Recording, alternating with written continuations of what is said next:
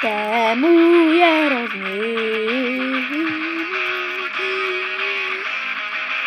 Vždycky, jak si něco objednáte, třeba když přijde nechty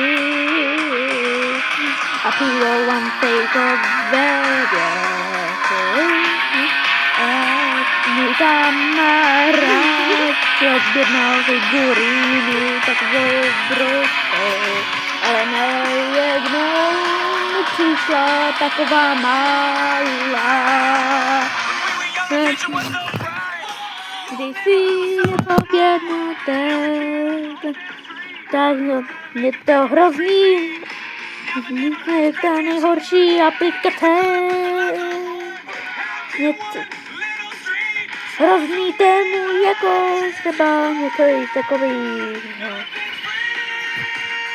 Něco hroznýho, jako aplikace.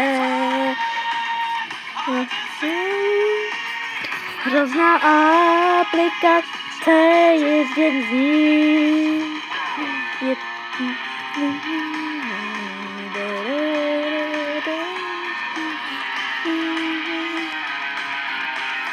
Tému je to šmejder, to úplně blbý aplikace vždycky.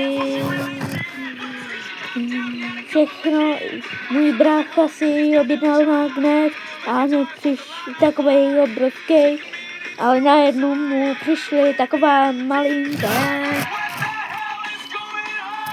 Co to tyvogo se stává?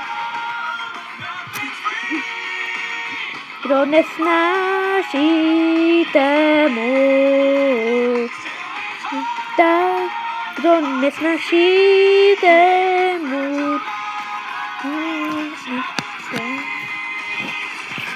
je to hrozný šmejný aplikace, někdy vám to krádou, třeba chybí tam kousky a třeba to nikdy nepřijde. A ještě to tam dávej znáraj, vždycky vám dávaj harutku 2500, ale najednou vám to nedaj, ale je to fakt hrozný tému.